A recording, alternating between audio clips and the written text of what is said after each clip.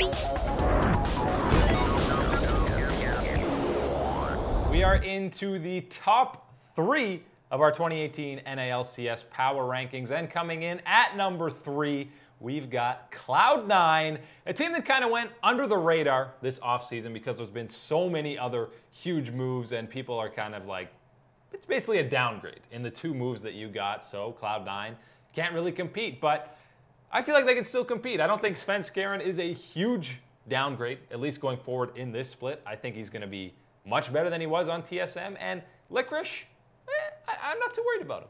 Yeah, I think Licorice is going to be just fine. Again, Impact, sure, he was a great top laner, but in the laning phase, it was pretty static. So if they can just get Licorice on the same page with the rest of the team, with his teleports, then I don't think he'll be missing out on too much. And again, Impact isn't always this stud player. He goes through times when, he struggles, but obviously on the world stage in playoffs, he steps up. But as far as Svenskeren goes, yeah, I agree with you. I think he's going to perform a lot better than he did last split with TSM. He might be freed up a lot, having Jensen being this huge force in the mid lane. Obviously, Bjergsen was as well with TSM. But I just think Svenskeren will be a bit more free to do what he wants to on this Cloud9 team.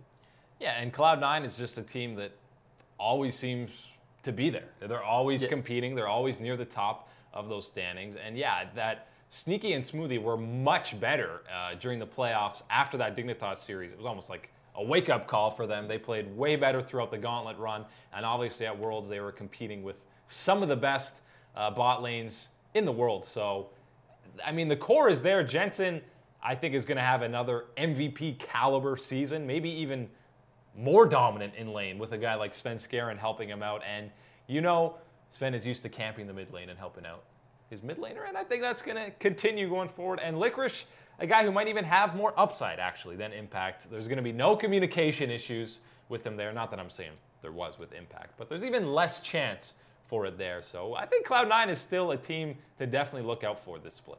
Yeah, and I mean, right now Sneaky's got a lot of attention because of his Worlds performance where he really stepped up. And I mean, as far as NA AD carries go, internationally, this guy is probably the best performing. We just seen him get out of groups time after time, consistent, and then this year he was even taken to some of these other bot lanes. So you look at this bot lane now, Smoothie, probably one of the most consistent guys who can really play safe, be a main shot caller and an engaged tool for the team.